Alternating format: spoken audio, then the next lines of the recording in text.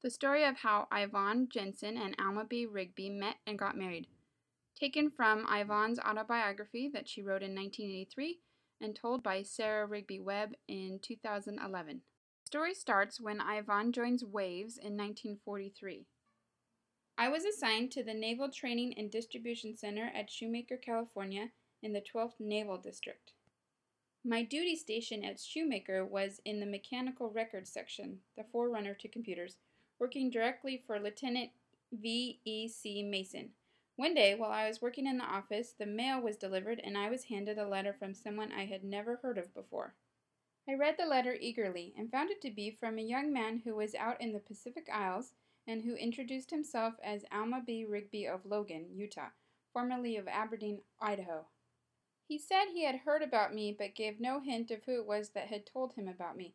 He wanted to know if I would write to him. I had a very strong feeling that day that this was the man that I was going to marry, so of course I wrote to him immediately.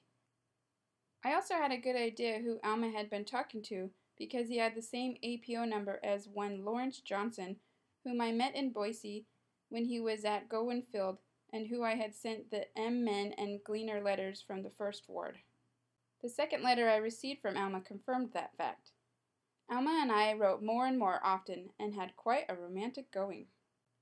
We exchanged pictures and even patriarchal blessings and felt that we knew each other very well, perhaps even better than if we had been seeing each other face to face.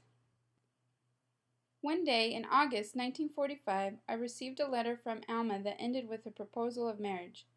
Since I had felt from the very first letter that he was the man for me, I wrote back and accepted his proposal.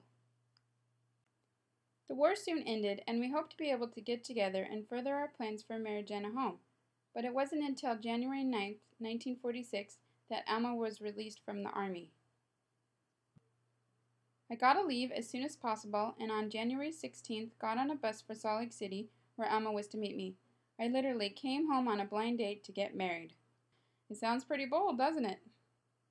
But we knew what we were doing, and when we first met each other in person at the Greyhound bus station in Salt Lake, we greeted each other as if we had known each other all our lives. He took me home to Logan, where his folks readily accepted me, and we made plans to be married on the 30th of January 1946. We went up to Mink Creek, where my folks accepted Alma as readily as his did me, and they concurred with our plans to tie the knot before I had to go back to the Navy. Everyone flew about getting ready, and we were married on January 30th in the Logan Temple by President L. Ray L. Christensen. We spent our first night together in Salt Lake City at the Carlton Hotel, the only place we could find, and spent our honeymoon traveling to California to get my release from the service. The Navy would let Waves go as soon as they were married and brought in their marriage certificate. After my release, we traveled down the California Coast Highway to San Bernardino to see Alma's sister Grace and her family and many of the friends he had made when he was in that area before he went overseas. After our honeymoon, we came back to Logan and enrolled at USAC on the GI Bill, to which we were both eligible. We lived on campus in a trailer in what was known as Trailer Village. Alma pursued his accounting and graduated at the top of his class in March of 1948. I took courses that would be beneficial to me in my married life since I didn't intend to graduate. After a few months in the trailer, we moved to a small 3-room apartment at Aunt Jane Steed's home at 452 North 5th East. We were living there when our first child, a beautiful son which we named Alma Jensen Rigby, was born on 20th of December 1946.